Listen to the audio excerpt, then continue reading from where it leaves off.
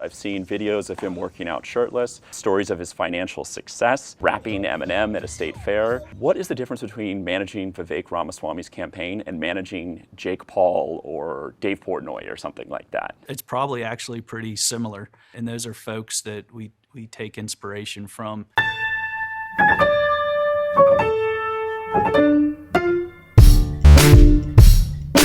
Still rolling. Let's do this, huh?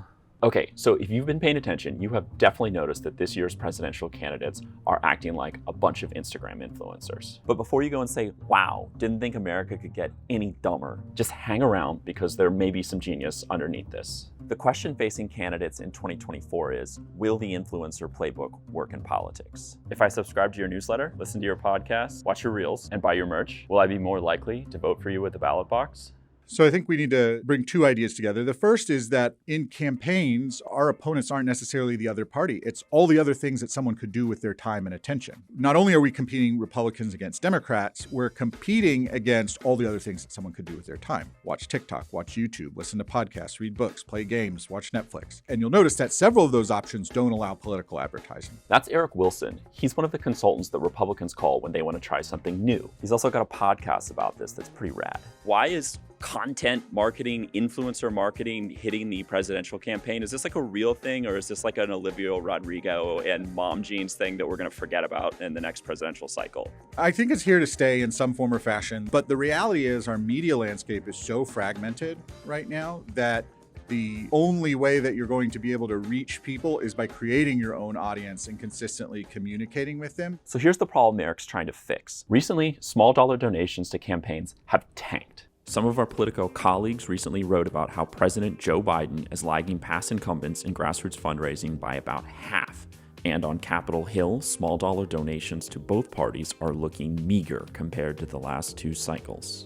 Even big shots like Ron DeSantis are depending on mega donors to help float their campaign. You have essentially a tragedy of the commons problem. A tragedy of the what? Tragedy of the commons, where we've overfished the same set of donors for so long without growing that pool. So one might play tennis with their shirt off, like Vivek Ramaswamy, because perhaps this type of stuff might help identify new donors or new people who are highly engaged in politics. It certainly opens up the top of the funnel of getting attention, making sure that people know who you are. We talk about a conversion funnel. So someone goes from awareness to consideration to intent to purchase. You can see a lot of candidates trying this, but there's really only one who's built his entire campaign on this idea. We assign an ROI to everything that we do. That's Ben Yoho, CEO of Vivek for President. And if the CEO job title seems a little weird to you, that's the whole point. They do things differently over there. Barack Obama was the Facebook president, and Trump was the Twitter president. We believe that the next president of the United States will be the Reels president. In the early days of this campaign, it was very difficult to get any media attention. It was just kind of who and what's he running for? So we kind of flipped the script. We rented out an old advertising agency that was on the market. Our first couple hires didn't include the traditional political staff. It was videographers and editors, and created an ethos of like, let's document everything. Document everything is the gateway to content marketing, or in the case of a presidential campaign, influencer marketing. The basic idea is that you, the influencer, provide useful content in exchange for attention. We're starting to see that the diminishing returns of our current strategy of essentially spamming supporters. And what it represents is a digitization of old direct mail tactics. If you look at like the cost per poll percentage, Vivek has the highest ROI of any candidate in terms when you look at the dollars that we spent for the positioning that he's in this race. But Ben has a point. Compared to every other major candidate who hasn't already been in the White House, Vivek is absolutely crushing it. Here's how much money Trump's challengers are spending on ads versus where they are in the polls. Notice where our Instagram influencer falls. And within the GOP field, Vivek has raised the highest percentage from small donors. Vivek is actually competing with heavyweights in total dollars from this class too. We know what you're thinking. Big money entrepreneur buys his way in. But it's not all about the Benjamins. There is another rich guy in this field who spent millions of dollars on his own campaign, and it's gotten him nowhere.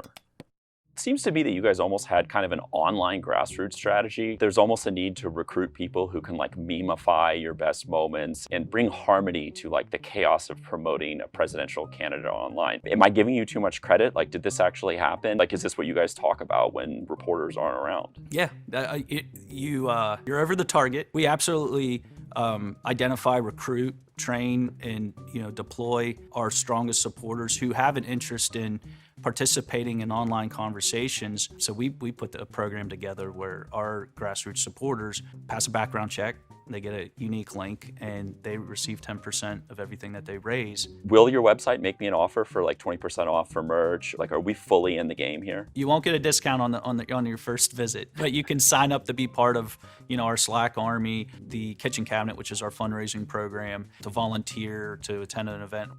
Your Slack army, is that what, broy guys like me maybe, but what someone might recognize as like a Discord community for Call of Duty fans or something like that? Is that like the fan-managed clubhouse, basically? Exactly. Money, community, access. The three things Washington lobbyists pay for. So what's the downside? Do you have any data from your work with campaigns that suggests that, people who enroll or follow these products are actually that much more likely to donate or volunteer or do anything like that? Like, has the data caught up with the gut instinct yet? We do have some data around that. It is hard to do that in a reliable way within the context of a campaign because we are limited to time, money, and manpower. So campaigns have to try everything at their disposal, including the stuff that they know has worked in the past, which I think is what we're in this odd transition time where stuff that we know was working isn't working as well. We still haven't figured out what's next.